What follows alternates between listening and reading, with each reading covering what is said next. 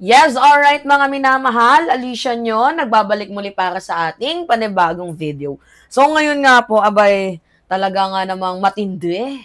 Kumuha ng sources itong si Moon Tulfo to the point na nabubuking niya yung mga isinasagawang future plan ng mga DDS. Kaya nga sabi ko sa inyo hindi organize ang mga DDS. Meron at meron dyan, ang iba nag-iispiya lamang.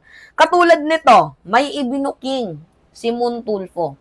Ang sabi niya, nagpatawag ng malaking meeting ang mga DDS sa Quezon City Sports Club noong Sunday. Ang mga dumalo ay former mayors, councilors at iba pa. Isa sa agenda nila ay kumbinsihin ang kanilang congressman na palitan si Bogie D. At sino ipapalit? Walang iba, kundi si Aling Maliit bilang House Speaker. Following the DDS playbook, isusunod nila ang impeachment kay Marcos Jr. kapag walang nangyari sa rally nila sa November 30, 2025. Grabe, no? Talaga nga naman yung kanilang ginagawa, halatadong desperado. Ganap na ganap ang mga DDS ngayon. Imagine nyo hindi lamang po ordinaryong supporters, hindi lamang po ordinaryong troll farms, mga minamahal ang kanilang inimbitahan, kundi mga former government official. Yung mga former government official na yan, sila po yung merong mga koneksyon, merong mga resource at mga political machinery. Ibig sabihin yan, well-organized, well-financed, and well-planned. Itong kanilang isinasagawang plano para paalisin ang panibago nating speaker at ipalit itong si Gloria Macapagal Arroyo. Ito yung malala. Kapag ipinalit itong si Gloria Macapagal Arroyo, alam na natin kung ano yung posibleng mangyari. Magiging sunod-sunuran ng Kongreso sa planong pagpapatalsik kay PBBM. Actually, ginawa na po yan nila noon. Dito kay former House Speaker Martin Romualdez. 'Di ba na itong si former House Speaker Martin Romualdez ay nililibot na ni GMA. Nangangalap na siya ng perma. 'Di ba? Para palitan itong si Speaker Martin Romualdez. Ngunit ano ang nangyari? Napurnada dahil nalaman agad ni Romualdez. Kaya dinemote itong si Gloria Macapagal Arroyo from a senior deputy speaker to deputy speaker na lang. Mas bumaba ang kanyang ranggo. And we all know na itong si Aling Maliit is magaling talagang political tacticians at capable siya sa mga backroom negotiation. And you know, malapit din to sa mga Duterte. Pag siya ang naupo na speaker, mas mapabilis nilang mai-impeach itong si PBBM. Mas mabilis ang process ng destabilization kay PBBM at mas mabilis ang pagpasok ng DDS elements dito sa Congress. Kaya nga sabi ko sa inyo mas maigting na lamang na si former House Speaker Martin Romualdez ang Speaker of the House. Kasi mas active, mas lalo niyang nalalaman at mas lalo niyang pinoprotektahan si PBBM. Ngayon, ang next move nila is i-impeach itong si PBBM. Yan yung pinakagrabe. Kasi alam nyo naman, diba, this November 30, merong isasagawang rally. Kapag hindi sila nag-success dyan, kasi imagine, ang daming rally na nilang ginawa, hakbang ng maisog.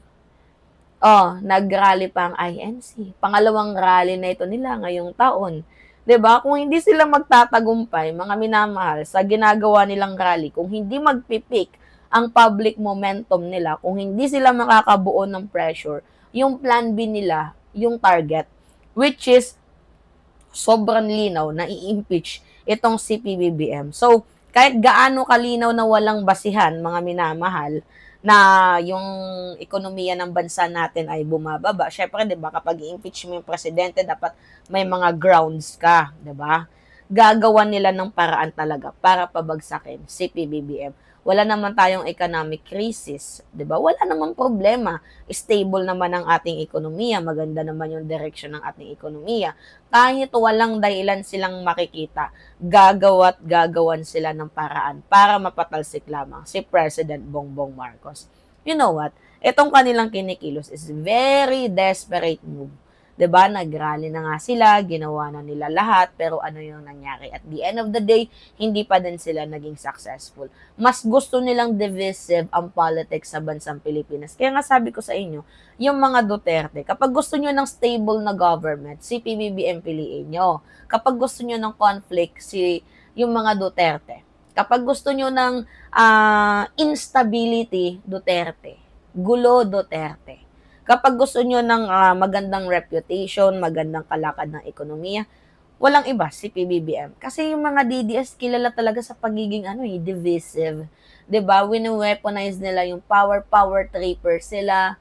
Napaka-organic nila sa pagpapakalat ng fake news. And this move is very, very desperate. Yan yung tamang word. And DDS is no longer acting like a political group. They are acting like a destabilization block.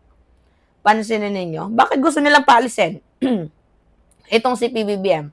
Una, si PBBM is protecting the people. Imagine, na-expose yung flood control scandals, corruption cases, budget insertion issues. Lahat yan nalantad ngayon sa panahon ni PBBM. Samantalang sa panahon ni Digong, protect the tribe. Protektahan nila yung kanilang mga sarili. Pero ngayon, they scared cows. Siyempre, mabibisto na sila. And PBBM is blocking their political return. 'Di ba? DDS wants to come back to the power, pero hindi pinapayagan ng administrasyon. Kaya ang sagot nila, impeachment. 'Di ba? So, PBBM is destroying their narrative. So, yung mga DDS tribe na talagang kalat sa chaos, 'di ba, kanilang mga propaganda, hindi po pinapatulan ng admin. Mas factual ang admin, mas transparent ang admin, mas stable ang admin, mas progressive, mas development driven itong ating ekonomiya, itong administrasyon. So, nag-aantay lamang sila ng timing, 'di ba? Pansinin ninyo kung paano sila ganon kadesperado. Kaya mga minamahal, yung mga dating mayors, dating councilors, mga political operators na sabay nagpupulong-pulong, isa lang yung ibig sabihin yan, pabagsakin ang administrasyon. Kasi this upcoming rally nila, November 30, I think, hindi natin sure kung ano yung mga ganap dyan, 'di ba?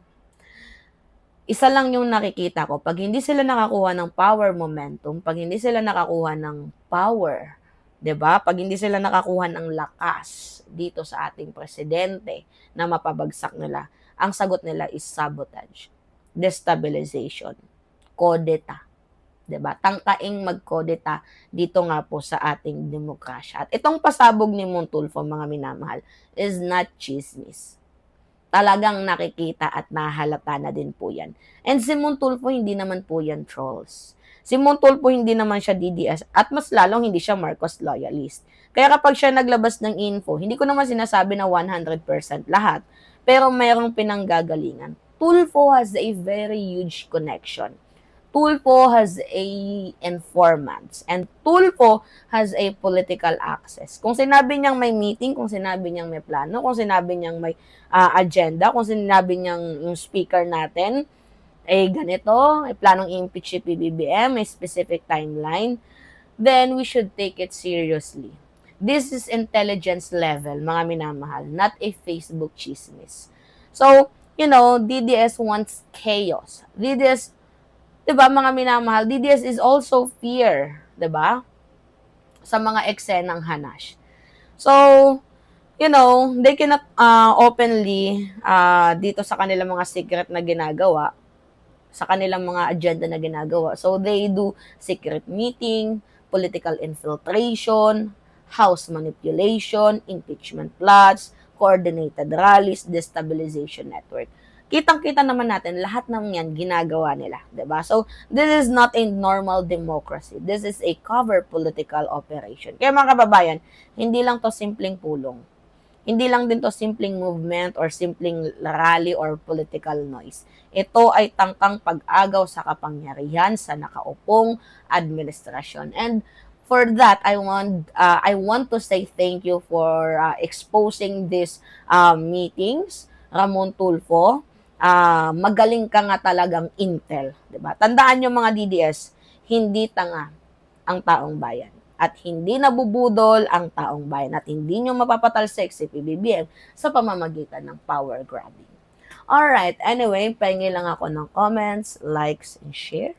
And also, don't forget to click the subscribe mga minamahal and always hit notification bell para lagi kayong na-update sa mga video na ina-upload natin. Maraming salamat at ingat mga kababayan!